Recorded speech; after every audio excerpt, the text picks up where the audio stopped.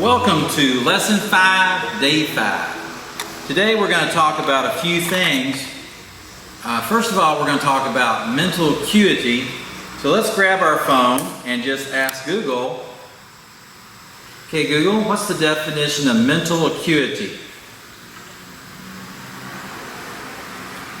To reiterate, cognitive or mental acuity is effectively a measure of the brain's ability to respond to stimuli.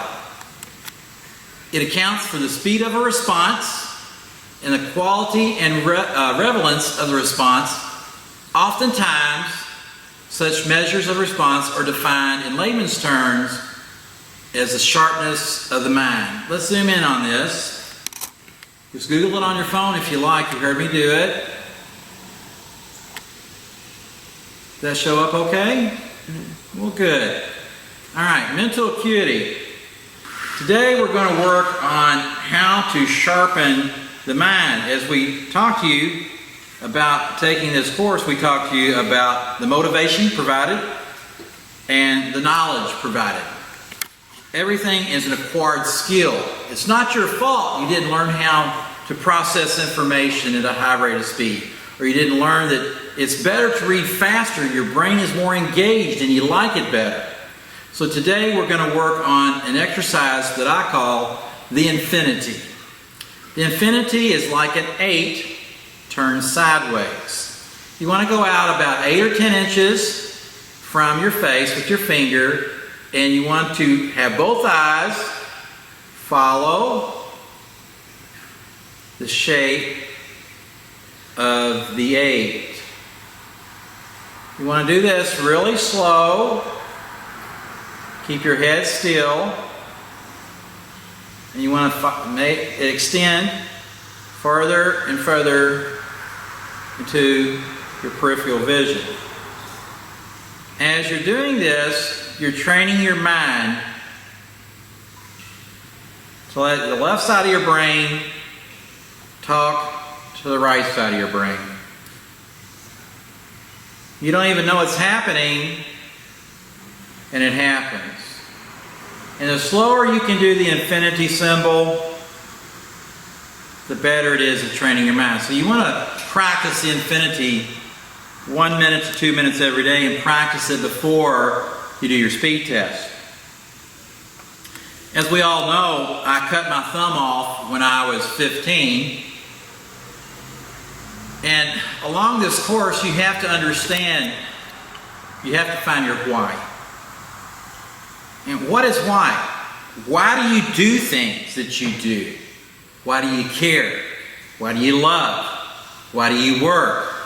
Why do you play with the kids? Why do you vacation? You have to find your why, your reason.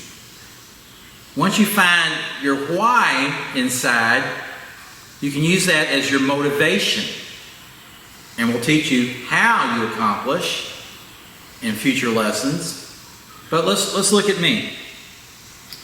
I'm a freshman in high school, and like most kids, I goof off. I'm lazy. I want to play.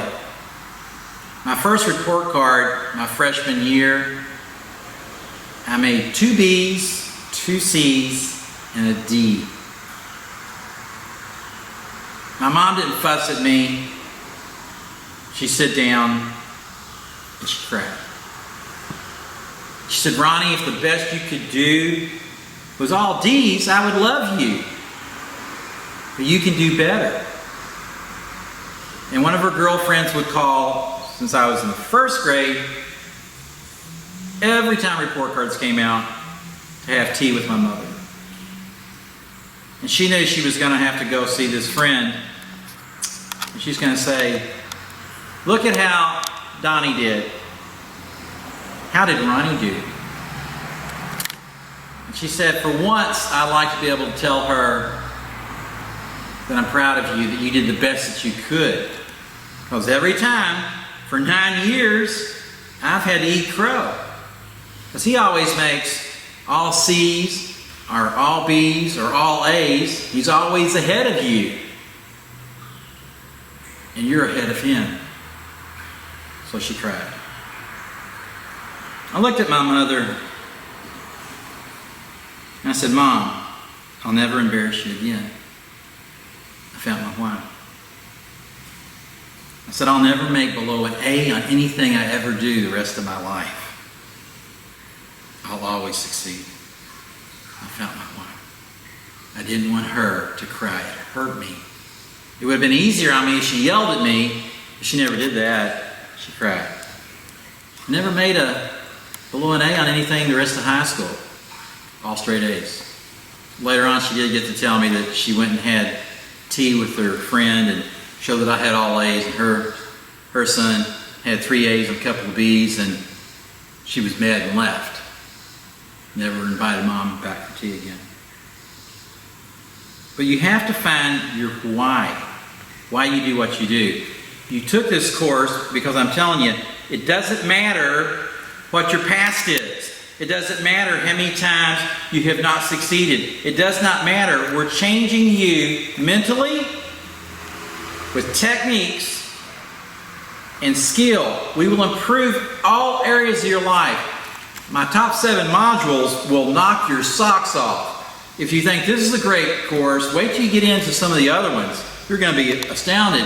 But everything in life starts with the ability to read. Without being able to read, you have to learn from somebody else on how to fix a car, how to cut down a tree. You're limited through experience. With this, you can learn anything you want to do. Now, we're going to take a look at this painting here, and I'll get her to hand it to me. I'm not a painter, but when I'm developing this course, I read about how to paint. Now I painted 35 or 40 of them. People want to buy them, people want to show them. But I'm not a painter. I didn't know. I didn't draw anything first. I just painted. And you can see some of the ones I did of portraits of people. I don't draw it. I see it in my imagination. I see it before I even start painting. I feel it. I feel the emotion of the painting. And this one here I did, and if you've seen it live, this is really thick on the bird. And this is Alfred Hitchcock, man of many colors. And I painted the birds from the movie The Birds. So this is a skill that I acquired through being able to read. Also, if I was to tell you, Kakalevino, Ligo Elenika, Sifnomikidia, Filippo Feinaferos, Stoista Historio. My girlfriend's Greek. I love her. So I learned how to speak some Greek. I speak over 1,200 words. I can learn anything that I want, and I so much want to teach you all my courses. It will change your life. So with Infinity, you're training your mental acuity. Now, as most of you know, I cut my thumb off by my second report card at Christmas of 1971. And I had no use of these 3 fingers and this thumb for 2 years. I had to learn to do everything left-handed. I didn't know at the time I was increasing white brain matter.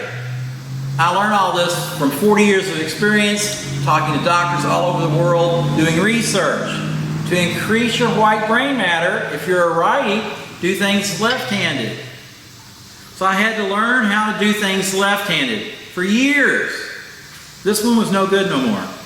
I used to tell everybody, thank God that I have 2 hands. This one will get better, hopefully. But in the meantime, I'll play basketball left-handed. I'll do cursive writing left-handed. So every day, to increase your mental acuity, to make your left side of the brain talk to your right side, you want to take and start by writing a few lines in cursive writing, left-handed every day. Whatever you decide to write, doesn't matter. You can take and do it. And write 3 or 4 lines in cursive. And then the next day, write 3 or 4 lines in cursive. And the next day, the same 3 or 4 lines. In as little as 1 week, your writing will go from chicken scratch to barely legible to unbelievably legible to, oh my goodness, if I ever hurt my right side of my body, I got this other side. I've already got a backup computer being trained in my brain. And what happens when you use your left hand, you brush your teeth left-handed, and you eat left-handed, you rewire the right hemisphere, and it talks to the left hemisphere through the infinity exercise. Why was that important? Remember, cut my thumb off. A few years later, age 18, I fell from 55 feet. Should have died. Busted a bunch of ribs, had a concussion, broken collarbone. Didn't die. At age 21, had an aneurysm. Everything was wiped out. I couldn't read, I couldn't write, I couldn't remember my friends. But I had been training my left hand for years, and I still played basketball. I still tied my shoes left-handed. I still ate left-handed. I still threw a baseball left-handed. So I had developed the right hemisphere of the brain when the weightlifting injury caused an aneurysm of the artery on the left side of the brain. It damaged me. I stuttered. But as my mom started teaching me to read, a miraculous thing occurred. I still get tongue-tied every now and then from the injury. All the information that was on the right started going to the left. And the doctors were astounded that, hey, you've been able to get your mental acuity back. All the math skills are coming back. All the science. I started recognizing all my friends. And I told them, I don't know, but now I'm making all A's. Why? And they said, well, you've increased your white brain matter, and by training with your left hand, you had a backup computer. When the left side of your brain was damaged, it just sent the information over to the right side of the brain. That's pretty good, huh? And also I found out later on it helps you not have Alzheimer's, but I'll explain that in bigger detail. So we want to take and practice creating new pathways. It doesn't matter your age. It doesn't matter if you're 60.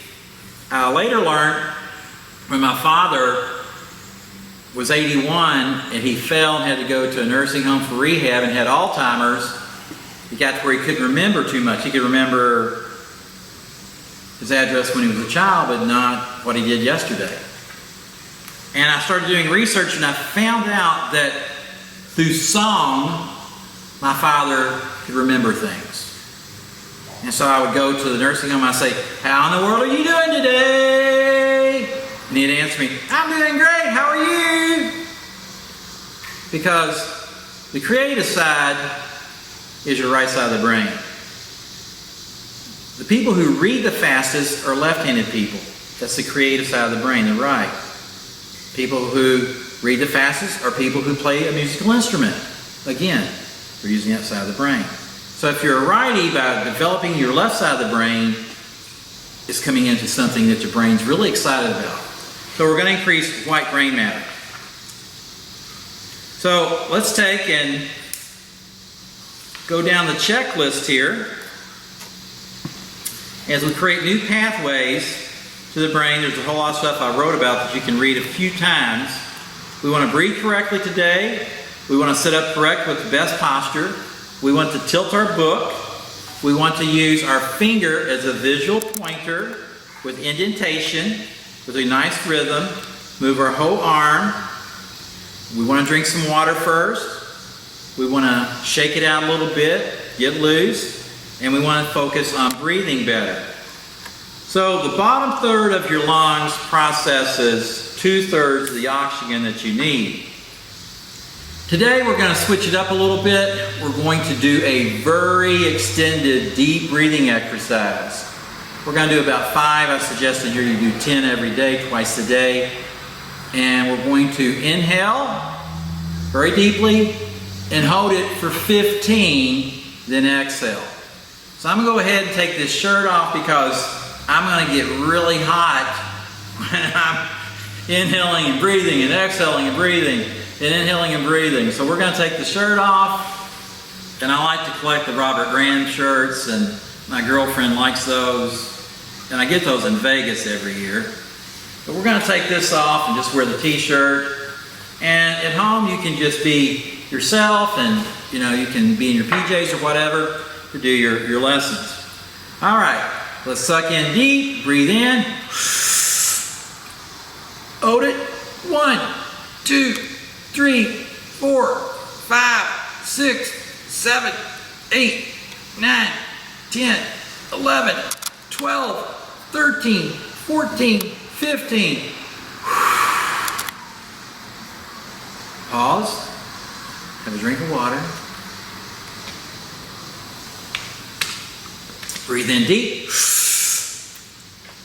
Hold it. 1, 2, 3, 4, 5, 6, 7, 8, 9, 10, 11, 12, 13, 14, 15.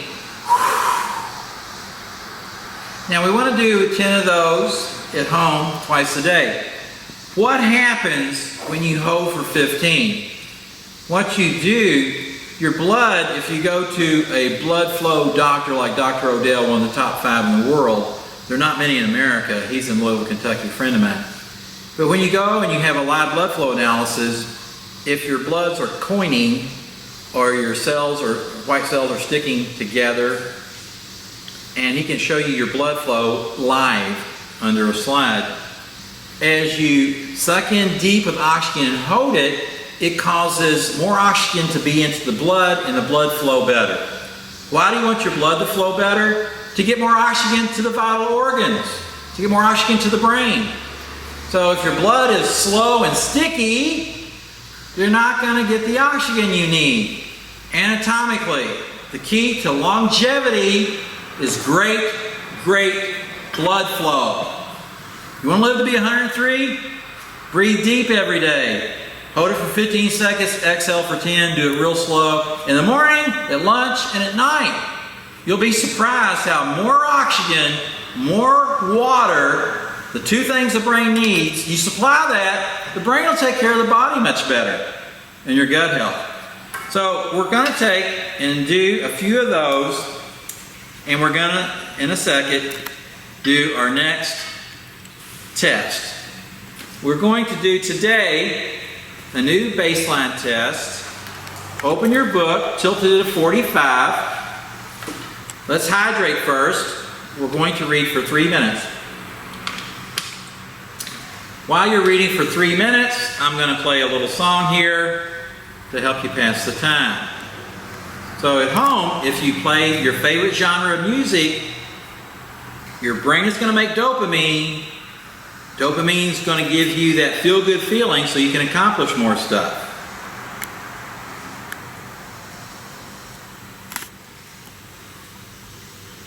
Okay.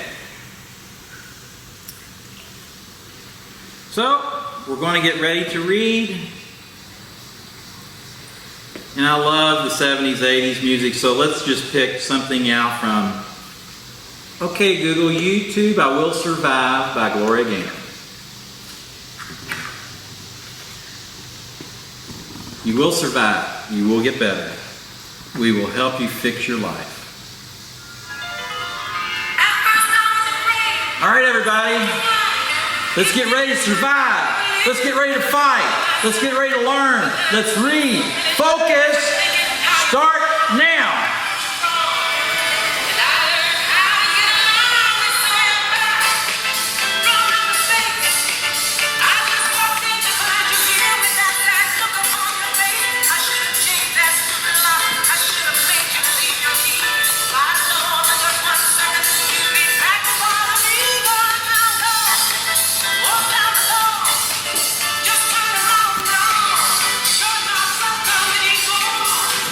Well,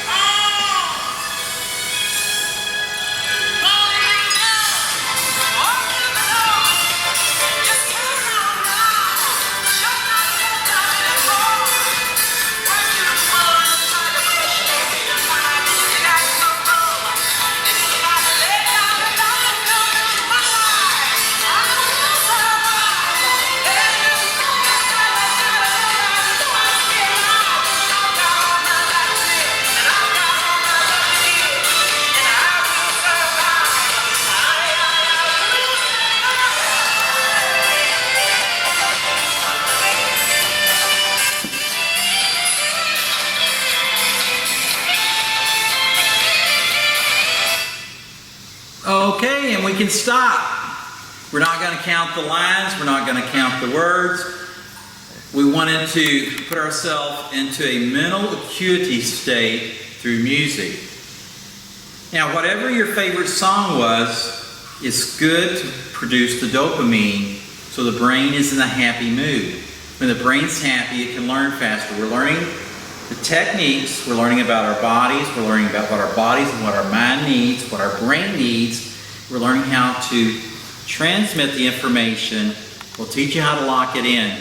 So now we're going to do a new baseline test. We're going to focus on some water. We've got lots of dopamine flowing from our favorite genre of music. And now we're going to do a 1-minute test. Get ready. Get set. Have your book tilted. Have your mark on there where you're going to start. Ready, set, go.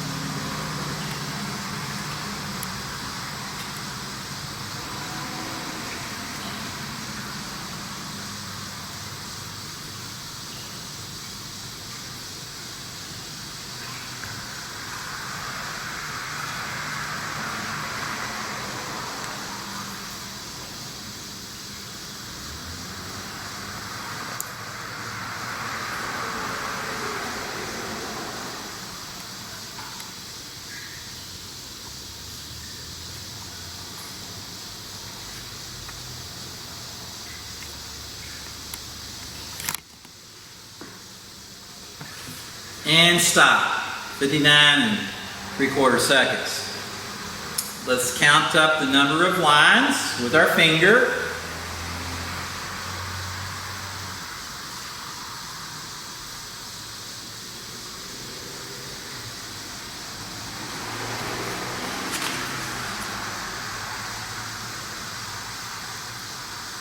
Let's mark the number of lines down. In my case, for the example, we have 30 times 11. Congratulations on your new baseline score.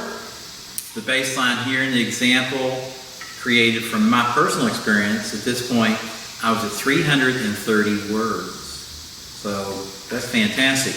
Now let's take and do a little bit of things here. And we want to understand the importance of excitement. When you look at the Super Bowl, all the guys run out there, they jump up and down like rabbits, and they take these grown men with football helmets on, they smash their heads into the other guy on their team, just get fired up. Boom, boom, boom, boom. They're beating their own brains out. They're going crazy. They've got so much adrenaline because their whole life they've dreamed of playing the Super Bowl. Remember in high school when your team was playing a basketball game and the tie is scored and 5 seconds, 4, your team shoots the shot, they win the game, everybody, we're going to the regional finals, everybody runs onto the court, they're jumping up and down. Same in the pros, Michael Jordan hits the NBA championship game-winning shot, he's jumping up and down, one of the most famous shots, and he's, yay! Excitement sells the mind. If you look at sports and you look at life, we all are in competition. We're in competition for the better job. We're in competition for more money. We're in competition to buy a house. We're in competition to buy a new car. Tonight I want you to take and dream a little bit. When you go to bed tonight, say your prayers, thank God, hey, I thank you so much for this coming into my life. I'm going to change my future. And start dreaming of a vacation.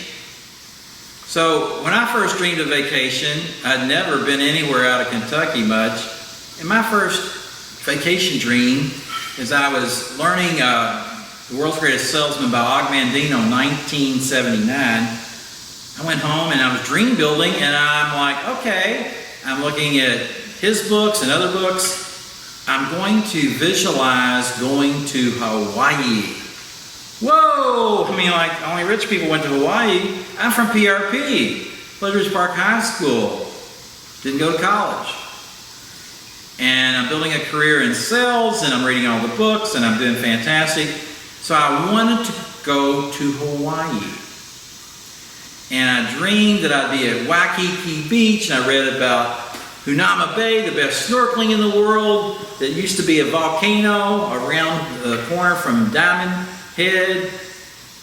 I dreamed of Wanamina Falls and going to see the Wild World of Sports and the surfers on the north side, the biggest waves in the world. And I went and bought me at the mall, I went and got some photos of Hawaii. I put them in my car, I put them in my wallet, I put them on my bathroom mirror.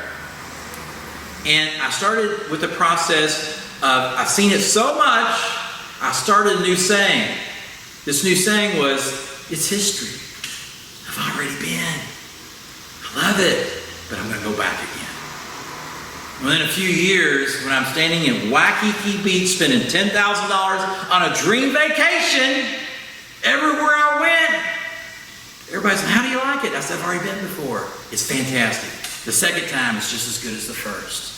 But I pretended in my mind, and your mind is not like open loops, open hose. The mind gave me the creativity, the reason why to learn to be a great salesman, the reason why to be a good teacher, the reason why to build a crew, the reason why to set national records, the reason why to become a millionaire. I mean, I am in 1981 making $220,000 a year, making more than all my friends that went to college, selling pots and pans for Larry Hahn out of Atlanta. And in 1992, I started Designer Jewelry Ronaldo. And in 2008, the first year I made $1 million. Then a year later, I made $2 million. It is all from dream building and knowing that the hardest 6 to 8 inches to train in your life is that 6 or 8 inches of white brain matter between your ears. If you believe you can do something, as Henry Ford said, you're right. If you believe that you can't, you're also right.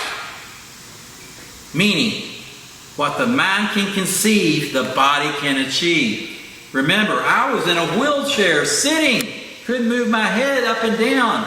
I thought about playing football, having a game of catch with my father. God healed me, but it became a reality. Maybe a little bit of that was me helping my body. Cut my thumb off. And I had to use my other hand. That prepared me for the day that I destroyed my brain and had to learn all over again. In spite of that, within 4 years, I'm making $220,000 a year. How does a guy from PRP end up being blessed by the Pope in 2015 on stage at the Vatican? I mean, how does a guy like me end up making jewelry for the gift bags, for the Academy Awards, the Oscars, the Emmys, the Grammys, headline Vegas? If I can do this with all the near-death experiences I had, then if you only believe in one thing, that you're not limited by your past, you have a new future. So tonight when you go to bed, thank God for your blessings. Focus on dreaming of that dream vacation. Thank you very much. Let's leave the session with one little thing. Like the Super Bowl, let's get fired up. Let's say this. I think I can, I think I can, I know I can, I know I can, I will, I will, I will. You know what? That's good, but let's do like the Super Bowl, guys. You know, I'm in some shorts today. Let's pretend we're all out on the field, the whole team, a bunch of us, and let's jump around like rabbits and say, I think I can, I think I can, I know I can, I know I can, I will, I will, I will. Just like they're getting excited to play the Super Bowl, get excited about your life. See you tomorrow. Tomorrow's one of the best lessons you'll ever take. God bless.